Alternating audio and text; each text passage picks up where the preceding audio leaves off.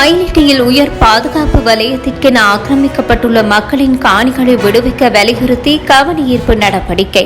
ரவிகரன் எம்பியும் பங்கேற்பு. 24 மணித்தியாலத்திற்குள் மஹிந்தவை கைது செய்யலாம். அனுர அரசாங்கத்திற்கு பொன்சேகா காட்டும் வழி. கோட்டாபய ராஜபக்சவுக்கு எதிராக போதுமான சாட்சியங்கள் இல்லை. அலி ஜப்ரி தெரிவித்த பரபரப்பான கருத்துக்கள். துவான் சுரேஷ் அலியின் உடல் மற்றும் வெள்ளநிலை தொடர்பான உத்தரவு ஜூன் 10 உள்ளூராட்சி மன்ற தேர்தல் பிரச்சாரத்தில் புலிகளின் பாடலை பயன்படுத்திய ஆளும் தரப்பினர் ஏன் கைது செய்யப்படவில்லை? ஒருவருக்கு அரசியல் பாதுகாப்பு, பிரிதொருவர் கைது. நாமல் ராஜபக்ஷ. விடுதலை புலிகளின் மீளுருவாக்கம். கைதான பாடகருக்கு சார்பாக ரஜீவன் எம்பி பதிவு. 2.5 மில்லியன் மோசடி நிதிக்குழுவுக்கு சமர்ப்பிக்கப்பட்ட விசாரணை அறிக்கை. மன்னாரில் கைவிடப்பட்ட பழமையான கத்தோலிக்க ஆலயத்தில் புதையல் வேட்டை. போலீசார் பாராமுகம் என மக்கள் குற்றச்சாட்டு. அருட்தந்தை ஜீவந்த பீரிஸ்க்கு ஆதரவாக பாராளுமன்ற உறுப்பினர் சிவஞானம் ஸ்ரீதரன் ஊடக சந்திப்பு.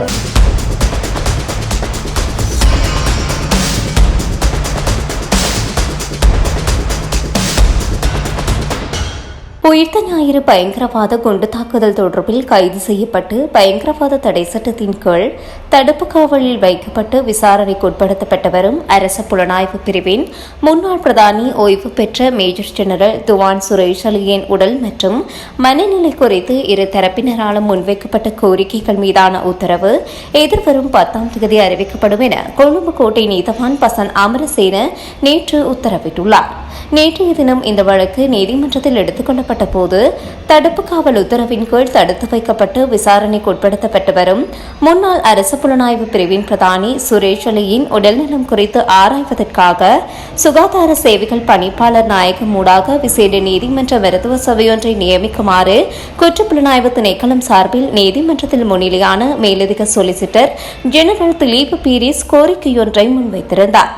அதே நேரம் சந்தேக நபர் சார்பில் நீதிமன்றத்தில் முன்னிலையான ஜனாதிபதி சட்டத்தரணி சவீந்திர பெர்னாண்டோ தனது சேவை பெறுநர் தடுப்பு காவலில் வைக்கப்பட்டதன் பின்னர் கடுமையான பதற்றம் மற்றும் தீவிரமான உளைச்சல் ஆகிய நோய் தாக்கங்களுக்கு உள்ளாகியிருப்பதனால் அவர் தற்கொலை செய்து கொள்ளும் மனநிலையோடு இருப்பதனால் இதற்கான சிகிச்சைகளை பெற்றுக்கொள்வதற்கு தேவையான பொருத்தமானதொரு சூழலை அவருக்கு வழங்குமாறு நீதிமன்றத்திடம் கோரிக்கை முன்வைத்திருந்தார்.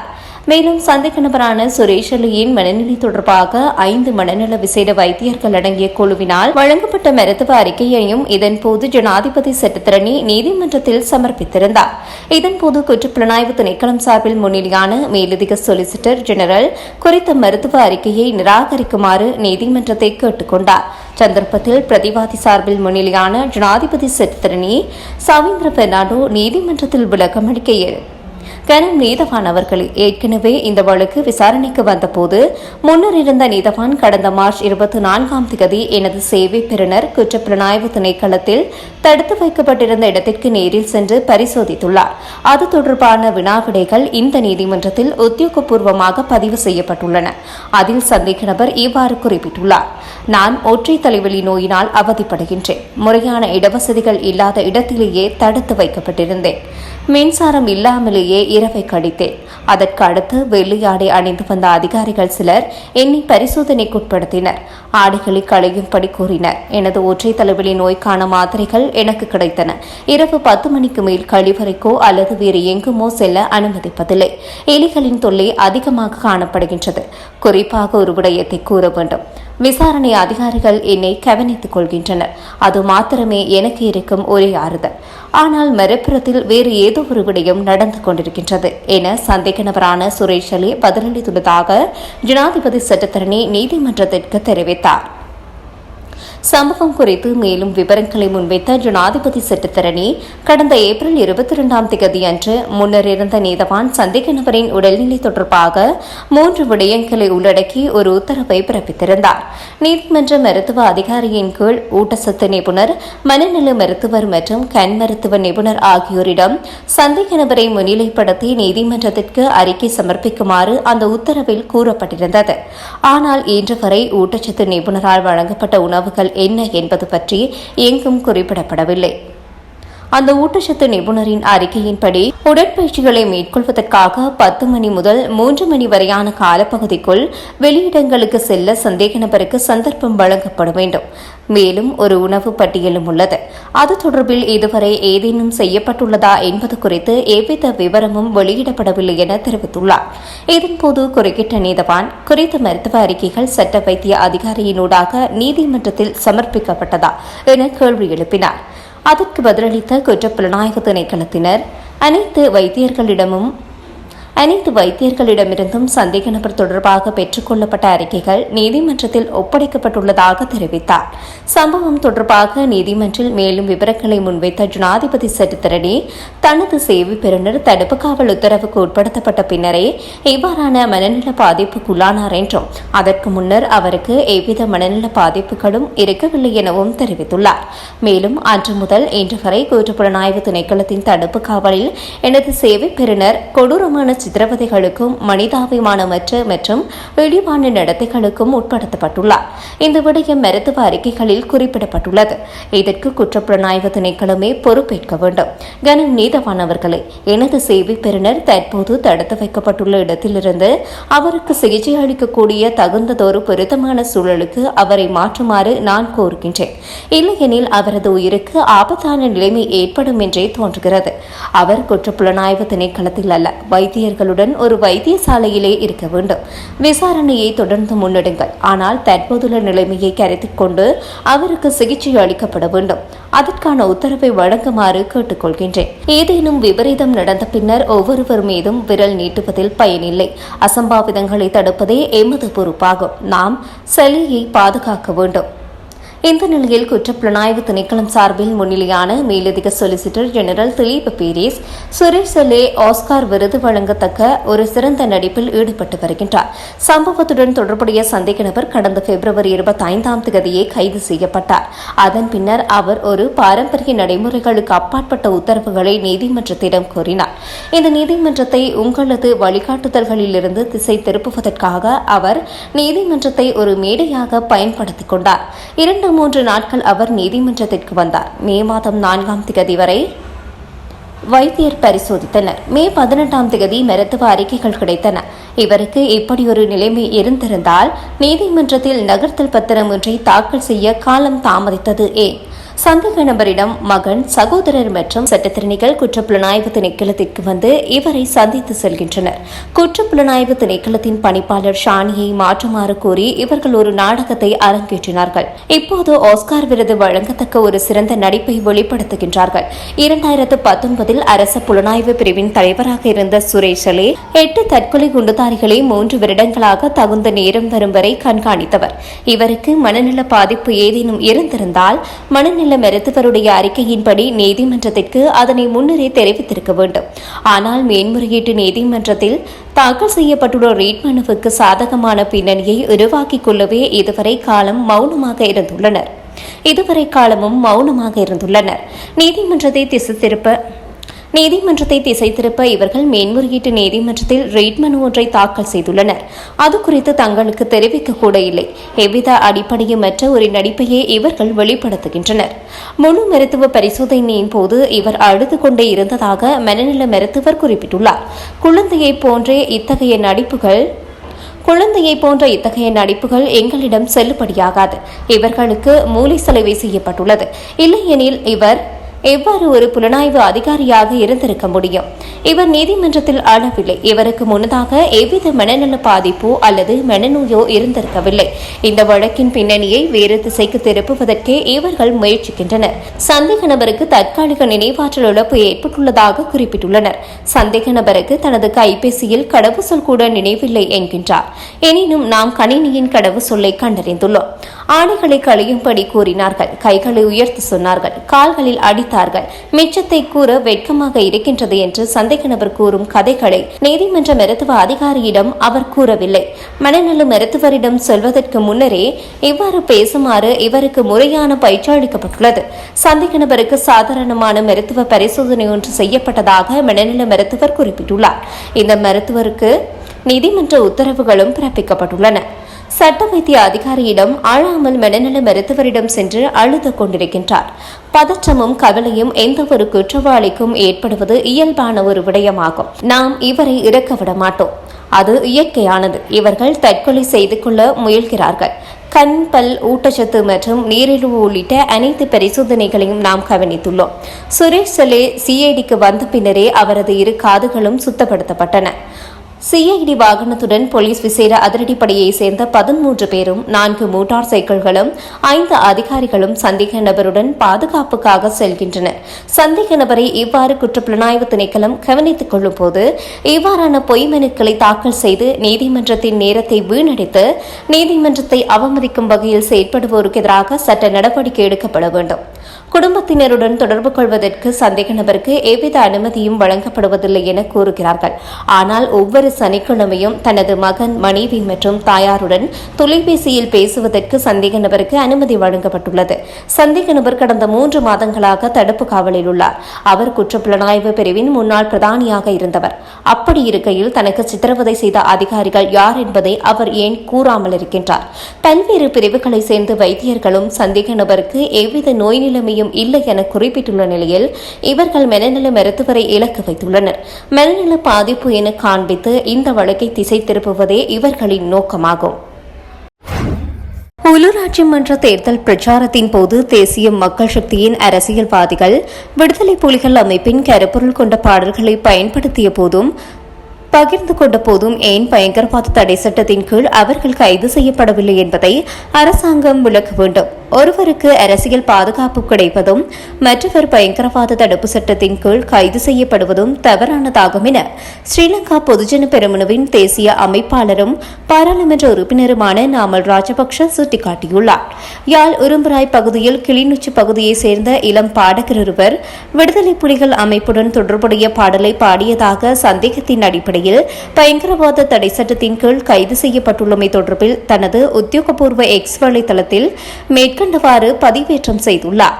அவர் மேலும் பதிவேற்றம் செய்துள்ளதாவது: அரசாங்கத்தின் இரட்டை நிலைப்பாடு பயங்கரவாத தடுப்பு சட்டத்தின் கீழானது என கவலை அளிக்கின்றன. பாடல் ஒன்றில் விடுதலை புலிகள் அமைப்பு தொடர்பான விடயங்களை பயன்படுத்தியதாக கூறப்படும் குற்றச்சாட்டின் பேரில் கிளிநொச்சியை சேர்ந்த இளம் பாடகர் ஒருவர் கைது செய்யப்பட்டு பயங்கரவாத தடுப்பு சட்டத்தின் கீழ் விளக்கமறியலில் வைக்கப்பட்டுள்ளதாக செய்திகள் வெளியாகி வருகின்றன. இசையும் கலைத்துவ வெளிப்பாடும் இப்போது பயங்கரவாதம் சார்ந்த குற்றங்களாக கருதப்படுமானால் அண்மையில் நடைபெற்ற உள்ளூராட்சி மன்ற தேர்தல் பிரச்சாரத்தின் போது தேசிய மக்கள் சக்தியின் அரசியல்வாதிகள் விடுதலை புலிகள் அமைப்பின் கருப்பொருள் கொண்ட பாடல்களை பயன்படுத்திய போதும் பகிர்ந்து கொண்ட போதும் ஏன் பயங்கரவாத தடை சட்டத்தின் கீழ் அவர்கள் கைது செய்யப்படவில்லை என்பதை அரசாங்கம் விளக்க வேண்டும். தேசிய மக்கள் சக்தியின் யாழ் மாவட்ட உறுப்பினர் ஒருவர் அரசியல் நலன்களுக்காக இத்தகைய பாடல்களை சமூக ஊடகங்களில் பகிரங்கமாக பகிர்ந்ததாக கூறப்படுகின்றது. அப்போது போலீசார் எங்கே இருந்தனர்? அப்போது பயங்கரவாத தடுப்பு சட்டம் எங்கே இருந்தது?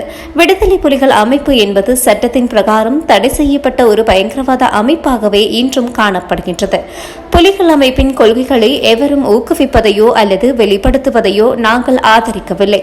ஆளும் தரப்பின் பாராளுமன்ற உறுப்பினர் ஒருவரும் ஓர் இளம் பாடகரும் ஒரே மாதிரியான செயல்களுக்காக குற்றம் சாட்டப்படும் போது ஒருவருக்கு அரசியல் பாதுகாப்பு கிடைப்பதும் மற்றவர் பயங்கரவாத தடுப்பு சட்டத்தின் கீழ் கைது செய்யப்படுவதும் தவறானதாகும். அரசியல் நோக்கத்துக்காகவும் தேவைக்காகவும் சட்டத்தை பயன்படுத்த முடியாது. அரசியல்வாதிகளுக்கு ஒரு சட்டமும் சாதாரண இளைஞர்களுக்கு பெரிதொரு சட்டமும் இருப்பது ஒரு ஜனநாயக சமூகத்தில் ஏற்றுக்கொள்ள முடியாதது.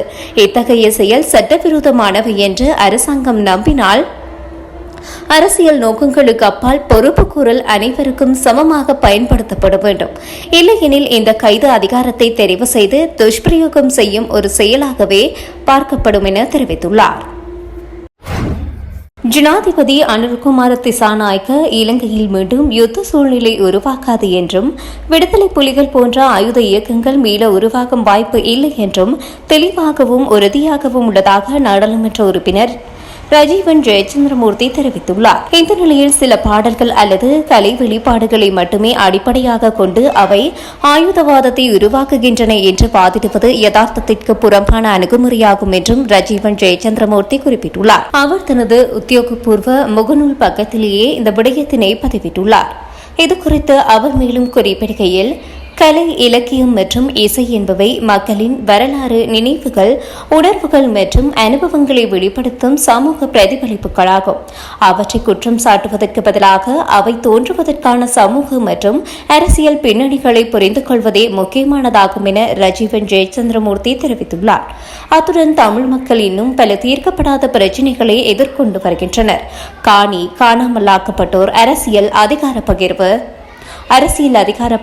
பொருளாதார முன்னேற்றம், கல்வி மற்றும் வேலைவாய்ப்பு உள்ளிட்ட பல விடயங்களில் நியாயமான தீர்வுகள் தேவைப்படுகின்றன. இவ்வாறான அடிப்படை பிரச்சினைகள் முழுமையாக தீர்க்கப்படாத வரை மக்களின் உணர்வுகள், நினைவுகள் மற்றும் அவற்றின் கலை வெளிப்பாடுகள் தொடர்ந்து வெளிப்படுவது இயல்பான ஒன்றாகும்.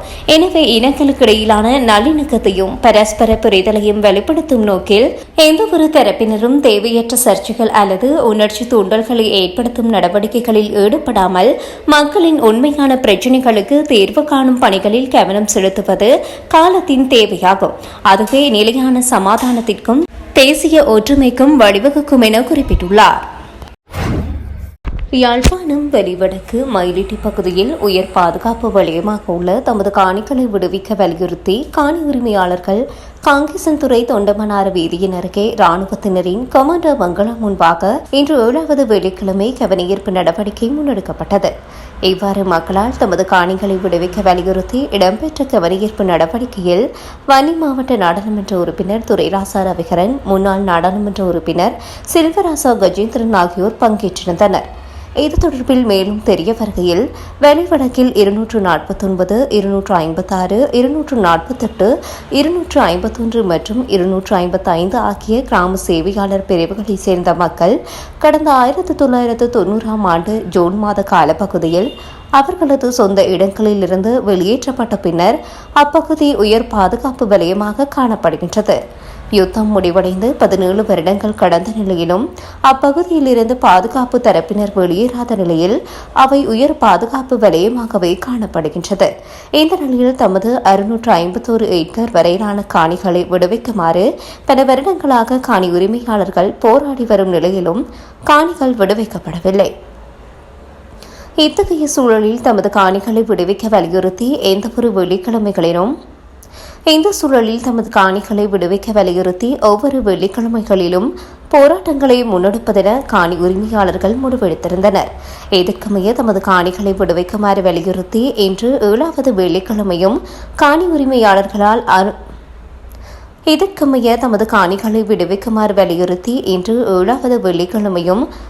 உரிமையாளர்களால் அமைதி வழியில் கவனஈர்ப்பு நடவடிக்கை முன்னெடுக்கப்பட்டிருந்தமை குறிப்பிடத்தக்கது. பலிகாமம் வடக்கு மயிலிட்டி மக்கள் 86ஆம் ஆண்டு தொடக்கம் வலுக்கட்டாயமாக இந்த மயிலிட்டி மக்களை வெளியேற்றி விட்டு இராணுவம் வெளியேற்றி விட்டு இன்று வரை மேல்குடியேற்றம் செய்யப்படாமல் ரோட்டாக, அதாவது வீதிகளில் ஓரமாக நின்று தங்களுடைய நிலத்துக்காக போராடி கொண்டிருக்கின்றார்கள். கொடுமையிலும் கொடுமை என்றதுதான் இது.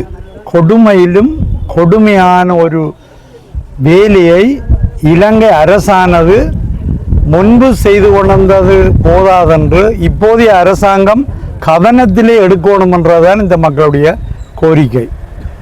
முன்னைய அரசாங்கமாவது அண்மையில் இப்போதைய ஜனாதிபதி கூட அனுராதபுரத்தில் நடந்த கிரிகம என்ற காணி அனுமதி பத்திரம் வழங்கப்படுற சிங்கள மக்கள் மத்தியில் நடந்த கூட்டத்தில் உரையாற்றியிருக்கிறார். நிலம் என்றது உங்களுடைய உரிமை, உங்களுடைய சொத்து, அதை நீங்கள் பேணி பாதுகாக்க வேண்டும் என்ற வசனம் ஊடகங்கள் ஊடாக நாங்கள் பார்வையிட்டிருந்தோம். அதே வேலைதானே இதுவும். நிலம் எங்களுடைய உரிமை, எங்களுடைய சொத்து, எங்களுடைய நிலத்தை எங்களுக்கு தாருங்கள். இதோ முன்னால் இந்த மக்கள் இருக்கிறதுக்கு முன்னால் இருக்கிற காணி கிட்டத்தட்ட எனக்கு சரியான புள்ளிவிவரம் தெரியாவிட்டாலும் 3500 ஏக்கருக்கு மேற்பட்ட காணிகளை இந்த மக்கள் இழந்து, தங்களுடைய சொந்த காணிகளை இழந்து இன்றைக்கும் வீதி ஓரமாக நின்று போராடி கொண்டிருக்கின்றார்கள் என்றால் அந்த நிலம் எங்களுடைய உரிமை, எங்களுடைய நிலம் எங்களுடைய உரிமை, எங்களுடைய சொத்து, எங்களுடைய நிலத்தை நீங்கள் விடுங்கள் என்றுதான் கேட்டுக்கொண்டிருக்கின்றார்கள். தயவு செய்து முன்னைய மோசமான ஆட்சியாளர்களாக இந்த ஆட்சியை பார்க்கவில்லை என்றுதான் கூடுதலான மக்கள் சொல்லிக் கொண்டிருக்கின்றார்கள் என்றால், நீங்கள் இதற்கு உரிய தகுதியான ஒரு நேர்த்தியான ஒரு நேர்மையான அறத்தின் வழியில் நின்று இந்த உதவியை இந்த மக்களுக்கு செய்ய வேண்டும். நாங்கள் சண்டை பிடிக்க வரவில்லை. நாங்கள் கேட்பதெல்லாம் எங்களுடைய நிலம், எங்களுடைய உரிமை, எங்களுடைய நிலத்தை விடுவியுங்கள். இதில் ஒரு பங்களாவில் சாதாரணமாக இடையில வந்து தங்கி போட்டு போகிறதுக்காக 100க்கும் மேற்பட்ட 200க்கும் மேற்பட்ட குடும்பங்கள் இருந்த காணியை அழகுபடுத்தி தாங்கள் அந்த பங்களாவில் இடைக்கிட வந்து போகிறதுக்காக வச்சிருக்கணும் என்றால், நான் இதுதான் முதல் சொன்ன கொடுமை என்று. தமிழ் மக்களுக்கு உங்களால் செய்யப்படுற மிக கொடுமையான வேலை இதுதான். இந்த கொடுமையான வேலை முல்லைத்தீவில் கேப்பாப்பிளவுக்கு நடக்கின்றது. கொக்குளாய், கொக்கு தொழுவாய், கர்நாடகணி உட்பட பல இடங்களுக்கு நடக்கின்றது. இந்த நடந்தாலும் இப்போதைய போராட்டங்கள் தொடர்ந்து அதுகளும் செய்து கொண்டுதான் இருக்குது. அப்போ தமிழ் மக்களாக நாங்கள் பிறந்தது குற்றமா? தமிழ் மக்களை இப்படியாக போட்டு வதைக்க வேண்டாம் என்றுதான் நாங்கள் சொல்லுகின்றோம். திரும்பவும் சொல்கிறேன், இந்த கொடுமையான வேலைகள் செய்ய போனால் உங்களுக்குத்தான் அப்படியாக கொடுமையான நிலைமைகள் ஏற்படும் என்றதை சொல்லிக்கொண்டு விடைபெறுகின்றேன். நன்றி, வணக்கம். சந்திரலிங்கம், எங்களை கிராம கோட்டடியில் எங்களுக்கு பெரிய அளவான காணி இருக்குது. எங்களோட சொந்த காணி, எங்களோட அப்பாண்ட தேப்பென்ற காணி, அம்மாண்ட தேப்பென்ற காணி, எங்களோட பரம்பரை காணி. இதை ஒன்று நாங்கள் சும்மா விட மாட்டோம். நீங்கள் வருவீங்கள், ஏர்போர்ட் கட்டுவீங்கள், என்னெல்லாம் செய்வீங்க, நாங்கள் அதெல்லாம் பார்த்து கொண்டு இருக்கணும். என்ன செய்கிறது, நீங்கள் ஆயுத முனையில் இருக்கிறபடியாக எங்களால் ஒன்றும் செய்ய இயலாது. நீங்கள் துப்பாக்கியை நீட்டிக்கொண்டு வேலியை மடைச்சு போட்டு உள்ளுக்கு இருக்கிறீங்கள், என்ன செய்கிறது? ஆனால் எங்கள்ட காணிகள் விட வேணும். அப்படி நான் அப்பா இல்லாத காலத்தில் இப்போ நான் நிற்கிறேன். நான் இல்லாட்டிக்கும் என் பிள்ளை நிற்கும். அந்த காணி இப்போ 10 பேருக்கு சொந்தமான காணி. 10 பேரும் உயர் அதிகாரிகள் வெளிநாடுகளில் இருக்கணும். ஒரு நாளைக்கு இந்த காணியை எங்கட காணியை மீட்டெடுப்போம். அதே மாதிரி அயல் கட்டைகள், பக்க வீட்டுக்காரர், அதில் ஒரு பெரிய மில் இருந்தது, பெரிய தோட்டங்கள் இருந்தது. ஒவ்வொரு நாளும் அசோக் லேலன் லொரியில் வெங்காயம் போகும், தக்காளி பழம் போகும். சில நேரம் விற்க இல்லாமல் எரிஞ்சு போட்டு வர்றது. கொழும்பில் தக்காளி பழம் 50 சம், வெங்காயம் 1.5 ரூபா, 3 ரூபாய்க்கு தான் எங்கட வெங்காயம். 3 ரூபாய்க்கு விற்றாலே பெரிய காரியம். நாங்கள் தலை கருப்பு காணாமல் தலை கருப்பு கண்டா ஆமி சுட்டு போடுவாள். அப்படியான ஒரு சூழ்நிலையில் ஏதோ எங்களோட உயிரை காப்பாற்றி கொண்டு வெளியில் போயிட்டோம். நாங்கள் சும்மா விட்டுட்டு வரையில்லைங்க. ஆமி சுட்டு கலைச்சதால நாங்கள் விட்டுட்டு வந்தோம். சும்மா சூடு இல்லை. முள்ளிவாய்க்கால் மாதிரி இங்கே நடந்தது முந்தி. இந்த ரோட்டுகள் அந்த ரோட்டுகளில் சென நடமாட முடியாது. இப்போ பாருங்க, இப்பிலி 10 அபிவிருத்தி வருது. உங்களுக்கு எங்கே இருந்து வருது? இப்பிலி 10 அபிவிருத்தி வருமா? ஏதாவது செய்யலாமா? இந்த சும்மா கிடக்கிற காணிகளை இந்த மயிலிட்டி பெரிய ஒரு நகரம். இங்கே பல கடைகள் இருந்தது. எல்லா பொருட்களும் கொள்வனவு செய்யலாம். அதே மாதிரி கட்டுவனில் பெரிய பெரிய கடைகள் இருந்தது. அங்கேயும் எல்லாம் கொள்வனவு செய்யலாம்.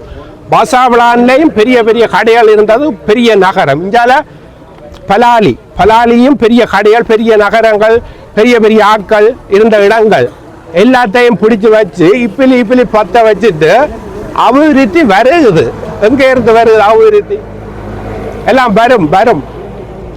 எப்படியாவது இந்த காணியை நாங்கள் மீட்டே தீருவோம். நாங்கள் விட மாட்டோம், சும்மா விட மாட்டோம். இந்த ஏர்போர்ட்டெல்லாம் புடுங்கி எறிவோம். இந்த ஏர்போர்ட்டு எங்கட சொந்த காணிக்குள்ள கிடக்குது. நீங்கள் டையும் கோட்டும் கட்டி கொண்டு நின்று அத்திவாரம் போடுறீங்கள், 4 கல் வைக்கிறீங்கள். ஒரு மதகுரு மாதிரி ஆற்ற காணி என்று தெரியாமல் அவர் ஒரு மதகுரு மந்திரம் ஓதுறார். கல்ல காணிக்கு மந்திரம் ஓதியாடா கல்ல காணியை பிடிக்கிறது. இங்கே நின்று எங்கட தோட்டத்துக்கு வேண்ட பனி எல்லாம் எங்க? அது ஒன்றும் பனை சண்டையிலே அழியாது. எல்லாம் களவெடுத்து கொண்டு போயிட்டீங்க எங்கேயோ. இங்கே பொதாக்கள் களவெடுக்கிற இல்லை, அரசாங்கம் தான் இந்த உலகத்தையும் களவெடுத்து கொண்டு போனது. இப்போ வேலியை மடைச்சு ஆயுத முனையில் நீங்கள் இருக்கிறீங்கள், தோட்டம் செய்கிறீங்கள். எங்களை விட நீங்கள் வடிவா தோட்டம் செய்வீங்களா? ஒரு லொரி சாமான் அனுப்புவீங்களா? நீங்கள் இந்த மயிலிட்டியில் இருந்து எத்தனை லொரி மீன் போகிறது? நான் அதில் கிராம கோட்டு சந்தையில் மறைக்கிறது எங்கட பொருட்களை ஏற்றி கொண்டு கொழும்புக்கு போறதுக்கு எல்லா லோட்டும் ஃபுல்லா போகும். 10-15 லோரி போகும். எங்களோட வீட்டுக்கு பக்கத்திலேயே 3-4 லோரி நின்றது. அப்ப ஜனங்கள் வந்து பொருட்களை அனுப்புறதுக்கு கஷ்டப்படுறது, வாகன வசதி இல்லாமல். அந்த காலத்துல வாகன வசதிகள் இல்லை பெரிய அளவில். அப்படி இருந்தாலும் வந்து அசோக் லேலன், இசு, சாத்து இதுன்னு சொல்லி எத்தனையோ லோரிகள் அப்படி ஆக முடிஞ்சா மயிலிட்டிக்கு வரணும் லோரி பிடிக்கிறதுக்கு. எத்தனை ஆயிரம் லோட்டு சாமான்களை அனுப்பி இருப்போம். எங்களுக்கே வேணும் 2-3 லோரி 3 மாசத்துக்கு ஒருக்கா 4-5 லோரி எல்லாம் சாமான் அனுப்பின ஆக்கள். நாங்கள் ஒன்றும் சும்மா ஆக்கள் இல்லை. நாங்கள் ஒன்றும் பிச்சை கேட்கல. உங்கள்கிட்ட இந்திய அரசாங்கம் இலங்கை அரசாங்கத்திட்ட நாங்கள் பிச்சை கேட்கலையே. நீங்கள் ரோட்டு போட்டு தரையிலையே. எங்கட சொந்த காசுல தான் நாங்கள் ரோட்டு போட்டுறாங்க. அதுக்கெல்லாம் அந்த லொரி எல்லாத்துக்கும் இதெல்லாம் வந்தது. நீங்கள் அந்த இராணுவம் சவாரி விடுறதெல்லாம் எங்கட சொந்த காணி. வீடு செய்யக்கூடாத வேலையெல்லாம் நீங்கள் செய்வீங்கள். என்ன செய்கிறது? நீங்கள் ஆயுத முனையில் நிற்கிறீங்கள். நாங்கள் பொதுமக்கள். நீங்கள் சுடுங்கோ, தூக்கில் போடுங்கோ. நான் இஞ்சான் இருப்பேன். இதுவும் கடலால் இல்லை. நான் வந்து இங்கே பண்ணை அமைக்கணும்.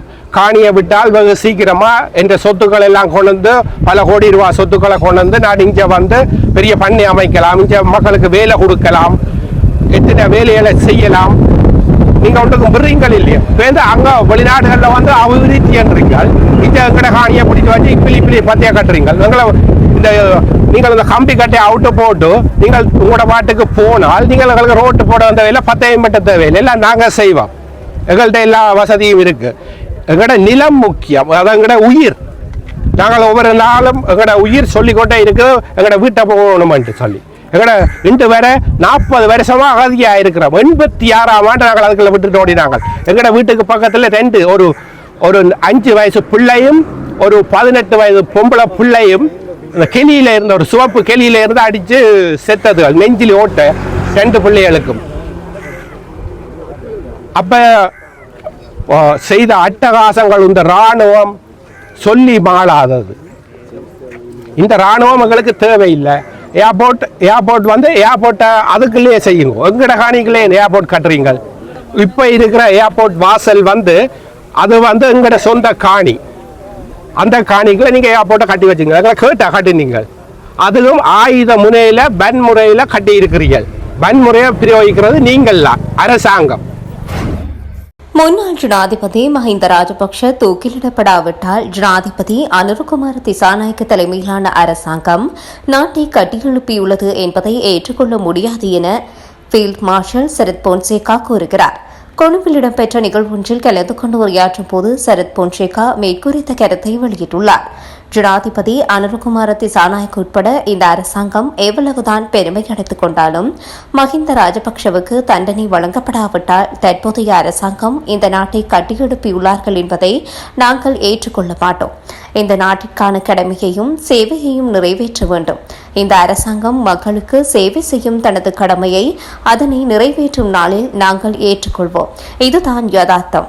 இதுதான் உண்மை. நாங்கள் அதிகாரத்தில் இல்லாவிட்டாலும் உண்மையை பேச நாங்கள் அஞ்ச மாட்டோம். 24 மணி நேரத்திற்குள் மஹிந்த ராஜபக்ஷவை கைது செய்யலாம்.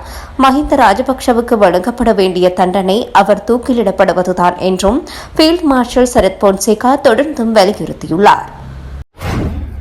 ஈஸ்டர் ஞாயிறு பயங்கரவாத தாக்குதலுக்கு கோட்டாபய ராஜபக்ஷ சம்பந்தப்பட்டுள்ளார் என்பது அநீதியான ஒரு பொய்யான குற்றச்சாட்டாகும். அத்துடன் விசாரணை அதிகாரிகள் செய்வது அரசியலாகும் என முன்னாள் அமைச்சர் அலி சப்ரி தெரிவித்துள்ளார். இணையதளம் ஒன்றுக்கு வழங்கிய செவ்வியிலேயே அவர் இவ்வாறு குறிப்பிட்டுள்ளார். இது தொடர்பில் அவர் மேலும் கருத்து தெரிவிக்கையில், இதற்கு எப்போதாவது ஒரு நியாயமான தீர்ப்பு கிடைக்குமா? இதை முன்னெடுத்து செல்வதற்கு சாட்சியங்கள் இருக்க வேண்டும் அல்லவா? சானி அபிசேகர ஒருமுறை தனக்கு எதிரான வழக்கில் உயர்நீதிமன்றத்தில் சத்திய கடதாசியில் தான் முழு நேர அரசியல் செய்வதாகவும் என்பிபி கட்சியுடன் இணைந்திருப்பதாகவும் குறிப்பிட்டிருந்தார். அவர் ஒரு அரசியல்வாதி. எனவே தற்போது அவர் காவல்துறையிலிருந்து முழுமையாக விலகியிருப்பதால் அவருக்கு அரசியல் செய்வதற்கு எவ்வித தடையும் இல்லை. அது சரி. அவ்வாறு அரசியலில் ஈடுபட்ட ஒரு நபர் தற்போது மீண்டும் அரசு சேவைக்குள் வந்து ஓய்வு பெற்றதன் பின்னர் மீண்டும் சிஐடி பணிப்பாளராக நியமிக்கப்பட்டுள்ளார். அதாவது ஒரு அரசியல்வாதி போலீசாரின் சிஐடி பணிப்பாளராக நியமிக்கப்பட்டுள்ளார். இலங்கை வரலாற்றிலேயே இதுதான் முதல் தடவையாக நடந்துள்ளது. இது ஒரு பைத்தியக்காரத்தனம். இப்போது ஓய்வு பெற்ற ஒரு காவல்துறை அதிகாரி அரசியல் செய்வதில் தவறில்லை. ஆனால் அவர் ஒரு அரசியல்வாதியாக மாறிய பின்னர் மீண்டும் வந்து சிஐடியின் பணிப்பாளராக நியமிக்கப்பட்டால் அவரால் அந்த பணிகளை சுயாதீனமாக செய்ய முடியுமா? அப்படியானால் அவருக்கு ஒரு அரசியல் நோக்கம் இருக்கும் அல்லவா? ஓர் அரசியல்வாதியால் சிஐடி பணிப்பாளராக வர முடியாது. இந்த விடயம் நீதிமன்றத்தில் இருப்பதால் நாம் பொறுத்திருந்து பார்ப்போம் என்று குறிப்பிட்டுள்ளார்.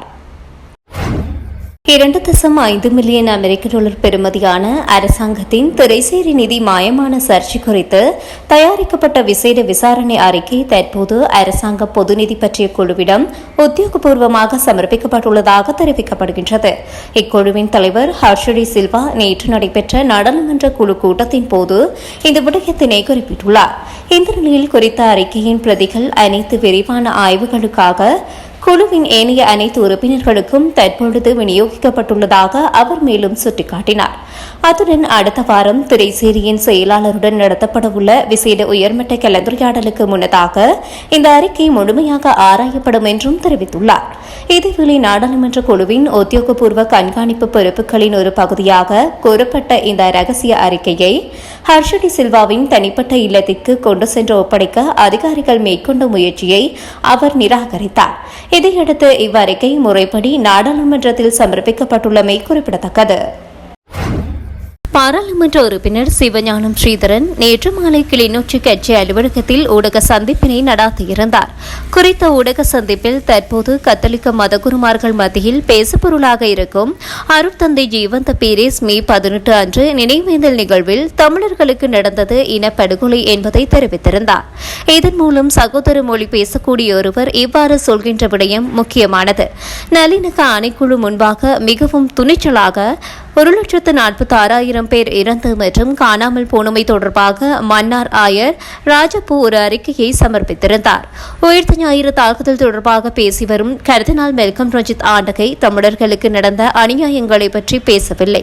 ஆட்சி மாறினாலும் முன்னைய மஹிந்த, மைத்ரி, சந்திரிகா, ரணில் ஆட்சியைப் போல் அனுர ஆட்சியிலும் சுதந்திரமாக பாட முடியவில்லை, பேச முடியவில்லை. விடுதலை புலிகளை மீளுருவாக்கம் செய்யும் நோக்கில் பாடல் பாடியதாக தெரிவித்து கைது செய்யப்பட்டு 16 நாட்கள் சிறையில் கிளிநொச்சி இளைஞன் அடைக்கப்பட்டுள்ளார். ஆட்சி மாறினாலும் தொடர்ந்து இனவாதமே காணப்படுகின்றது. ஆயர் பேரவையில் ஒரு முக்கியமான சர்ச்சை இப்பொழுது வெளியிலே போய்கொண்டிருக்கிறது. குறிப்பாக கத்தோலிக்க குருமார்கள் சார்பாக சகோதர இனத்தைச் சேர்ந்த அருட்தந்தை ஜீவந்த பீரிஸ் அவர்கள் கடந்த மே 18ஆம் தேதி கொழும்பிலே நடைபெற்ற மே 18 இன அழிப்பு நாளை மிக பகிரங்கமாக இலங்கையிலே தமிழர்கள் மீது புரியப்பட்டது இனப்படுகொலை என்பதை வெளிப்படையாக கூறியிருந்தார். சிங்கள மக்களிடமிருந்து இவ்வாறான ஒரு கருத்து வெளிவருதல் என்பது மிக அருமை. அது மிகவும் ஆரோக்கியமான ஒரு கருத்தை அவர் சொல்லியிருக்கின்றார். காரணம், தமிழ் மக்களுக்கு நடைபெற்றது எல்லோருக்கும் தெரிந்த வகையிலே மிகப்பெரிய இனப்படுகொலை என்பது உலகமே ஏற்றுக்கொண்ட ஒரு விடயமாகவே இன்றும் இருக்கின்றது. இலங்கையிலே முதல் நடந்த இலங்கையினுடைய போர் நடவடிக்கைகளை, தமிழ் மக்களுக்கு எதிரான இன அழிப்பு நடவடிக்கைகளை விசாரிக்க என உருவாக்கப்பட்ட நல்லிணக்க ஆணைக்குழுவுக்கு முன்னால் மன்னாரின் பேராயராக இருந்த மறைந்த ஆயர் ராஜப்பு யோசப் அவர்கள் தெளிவான ஒரு அறிக்கையை ஐக்கிய நாடுகள் மனித உரிமைகள் ஆணையத்துக்கும் வழங்கியிருந்தார். அதே நேரம் நல்லிணக்க ஆணைக்குழுவிடம் அதனை அவர் கையளித்திருந்தார். அவர் அவற்றை கையளித்த பிற்பாடு பத்திரிகையாளரிடம் பேசுகின்ற பொழுதும் சொல்லியிருந்தார், இந்த குறிப்பாக ஒரு 6-7 மாதங்கள் தொடர்ச்சியாக ஒரு 8 மாதங்களுக்குள் மிகப்பெரிய இனப்படுகொலை, 1,46,000க்கும் மேற்பட்டவர்கள் கொன்றொழிக்கப்பட்டிருக்கிறார்கள், காணாமலாக்கப்பட்டிருக்கிறார்கள். இது உலக வரலாற்றிலே நடந்த மிக பேரவலமான மனித பேரவலம். இந்த மனித இனப்படுகொலை என்பது தமிழர்கள் மீது புரியப்பட்டது என்பதை அவர் வெளிப்படையாகவே கூறியிருந்தார். அந்த நேரத்தில் யாரும் இதனை பற்றி வெளியிலே பேசிக்கொள்ளவில்லை. இப்பொழுது ஒரு தென்பகுதியைச் சேர்ந்த சகோதர இனத்தைச் சார்ந்த ஜீவந்த பீரிஸ் அருட்தந்தை அவர்கள் தெளிவாக ஒரு கூருணர்வோடு இந்த விடயத்தை ஒரு நீண்ட உரையினூடாக வெளிவைத்த பொழுது, அது வெளியிலே கொண்டு வந்த பொழுது, சிங்கள ஆயர்கள் மத்தியிலும் சரி அல்ல சிங்கள அருட்தந்தையர்கள் மத்தியிலும் இது ஒரு மிகப்பெரிய பிரச்சாரமாக முன்னெடுக்கப்படுகிறது. ஈஸ்டர் தாக்குதல் நடந்திருக்கக்கூடாது. ஈஸ்டர் தாக்குதலை நடத்தியவர்கள் கண்டுபிடிக்கப்பட வேண்டும். அவர்களுக்கு தண்டனை வழங்கப்பட வேண்டும். அது தொடர்பாக கர்தினால் மல்கம் ரஞ்சித் அவர்கள் பல தடவைகள் பல முயற்சிகளை மேற்கொண்டிருக்கிறார். நாங்கள் அதனை எதிர்க்கவில்லை. ஆனால் இந்த மண்ணிலே கர்தினால் மல்கம் ரஞ்சித் அவர்கள் இருக்கிற காலத்திலேயே அவருடைய கண்ணுக்கு முன்னால் பல ஆயிரக்கணக்கான மக்கள் படுகொலை செய்யப்பட்டார்கள், உணவின்றி படுகொலை செய்யப்பட்டார்கள், நீரின்றி படுகொலை செய்யப்பட்டார்கள். அவர்கள் கொத்தணி குண்டுகளுக்கும் பொஸ்பரஸ் குண்டுகளுக்கும் இரையாக்கப்பட்டார்கள். மிகப்பெரிய போர் அவலங்களை சந்தித்த பொழுதெல்லாம் மல்கம் ரஞ்சித் கர்தினால் அவர்கள் மௌனம் சாதித்தார். ஆகவே அவர்களுடைய அந்த மதம், அவரிடம் இருக்கிற மனிதநேயம், அவரிடம் இருக்கிற உலகத்துக்கு சொல்கிற செய்தி என்பது பொய்த்து போயிருக்கிறது. அவர் ஒரு பொய்யான கருத்தை, நேர்மை இல்லாத கருத்தை வெளியிலே தெரிவிக்கிறார் என்ற கருத்து மிக பரவலாக பேசப்பட்டது. அவர் தொடர்பான இந்த கருத்துக்களுக்கு நான் பாராளுமன்றத்திலும் என்னுடைய எதிர்வினைகளை ஆற்றியிருக்கிறேன். இப்பொழுதும் கூட நான் இலங்கையினுடைய கர்தினால் மல்கம் ரஞ்சித் அவர்கள் தமிழ் மக்கள் தொடர்பிலே அவர் ஒரு சிங்கள பௌத்த மனநிலையிலேயே தன்னுடைய கருத்துக்களை முன்வைக்கிறார் என்பதில் நாங்கள் தெளிவாக ஒரு பார்வையை அவர் மீது வைத்திருக்கிறோம். அவர் தன்னை ஒரு சிங்கள இனத்தைச் சேர்ந்த ஒரு பௌத்தன், கிறிஸ்தவன் என்று சொல்லாமல் ஒரு பௌத்தனாகவே தன்னை அவர் அடையாளப்படுத்தி கொள்கிறார் என்பதே எங்களுடைய கருத்து. அந்த வகையில்தான் ஜீவந்த பீரிஸ் அவர்கள் கொண்டு வந்த உண்மைகள் சிங்கள மக்களில் சிலர் அதை ஏற்றுக்கொள்ளுகின்ற அளவுக்கு அது இன்றைய நிலையிலே ஏற்றுக்கொள்ளப்பட்டிருக்கிறது. ஆகவே அவர் மீது காழ்ப்புணர்ச்சிகளை சொல்பவர்கள், அவர் மீது குற்றங்களை சுமத்துபவர்கள் முதலில் ஒன்றை புரிந்து கொள்ள வேண்டும். இப்பொழுதும் தமிழர்கள் இங்கே மெல்ல மெல்ல இனப்படுகொலை செய்யப்படுகிறார்கள். அவருடைய நிலங்கள் விடுவிக்கப்படவில்லை, அவர்களுக்கான தொழில் முறைகள் இங்கு இல்லை. இங்கே இருக்கின்ற ஒவ்வொரு இளைஞன் யுவதியும் வெளிநாடு பற்றியே சிந்திக்கக்கூடிய அளவுக்கு அல்லது இந்த நாட்டில் இருக்க முடியாத அளவுக்கு அவர்கள் தானாகவே புலம்பெயர்ந்து வாழக்கூடிய ஒரு சூழல் உருவாக்கப்படுகிறது. அதே நேரம் சுதந்திரமாக பேச முடியவில்லை, சுதந்திரமாக பாட முடியவில்லை. அண்மையில் கூட கிளிநொச்சியைச் சேர்ந்த ஒரு மாணவன், ஒரு இளைஞன், அவர் தன்னுடைய சுயமாக இயற்றி பாடிய ஒரு பாடலை சிங்கள மொழியிலே அதற்கு பல வியாக்கியானங்கள் வழங்கப்பட்டு இன்று அவர் கைது செய்யப்பட்டு 16 நாட்கள் தடுப்பு காவலிலும் வைக்கப்பட்டிருக்கிறார். அவ்வளவு தூரம் தொடர்ச்சியாக தமிழ் மக்கள் மீதான இனவாதம் தலைவிரித்து ஆடுகிறது. அரசுகள் மாறி இருக்கின்றன. அது மஹிந்தவாக இருக்கலாம், சந்திரிகாவாக இருக்கலாம், அல்லது ரணில் மைத்திரி அரசாக இருந்தான, இப்பொழுது அனுரகுமார திசாநாயக்க தலைமையிலான அரசும் கூட அதே இனவாதத்தையும் அதே இனவாத நோக்கிலான செயல்பாடுகளுமே முன்னெடுக்கிறது. பௌத்த குருமார்கள் பிழைவிட்டால் அவர்களுக்கு தனி நீதிமன்றம் அமைக்கப் போவதாக நீதிமன்றத்தையே கேள்விக்குட்படுத்தி இருக்கின்ற அனுரகுமார அரசினுடைய நடவடிக்கைகள் ஜீவிந்த பீரிஸ் போன்றவர்களுடைய நடவடிக்கைகளை, கருத்துக்களை புறந்தள்ள ஒரு மிகப்பெரிய பிரச்சாரத்தை மேற்கொள்கின்றது. ஆகவே ஜீவந்த பீரிஸ் அவர்களுடைய கருத்து, அருட்தந்தை அவர்களுடைய அந்த செய்தியை நாங்கள் தமிழ் மக்கள் மீது அவர் கொண்டிருக்கிற கருணையும் தமிழ் மக்களுக்கு நடந்த அவலங்களை சொல்லுகின்ற ஒரு செய்தியாகவும் நாங்கள் அதனை பார்க்கிறோம். அவருக்காக நாங்கள் தொடர்ந்தும் குரல் கொடுப்போம். அவர் மீது அரசாங்கமோ அரச தரப்போடு இருக்கின்றவர்களோ செய்கின்ற பிரச்சாரங்கள், காழ்ப்புணர்ச்சி தொடர்பான செய்திகளை முதலிலே நிறுத்த வேண்டும். உண்மைகளை வெளியிலே கொண்டு வருகின்றவர்களை உண்மையோடு சேர்த்து பார்க்கின்ற ஒரு வரலாற்றை அவர்கள் உருவாக்க வேண்டும். ஆகவே ஜீவந்த பீரிஸ் அவர்கள் வெளியிட்ட கருத்துக்கு எதிராக இன்னொரு அருட்தந்தையும் தன்னுடைய இனவாத கருத்துக்களை வெளியிட்டிருந்தார். இருந்தாலும் கூட ஆயர்களுடைய எண்ணம், கருத்து ஒரு மிக தெளிவாக வர வேண்டும். அது எங்கள் மக்களுக்கான நல்ல செய்தியை சொல்ல வேண்டும். தமிழர்களுக்கு நடந்தது இனப்படுகொலை என்பதை உலகம் ஒரு நாள் நிரூபிக்கும் வரையில் நாங்கள் தொடர்ந்து அதற்காக போராடுவோம்.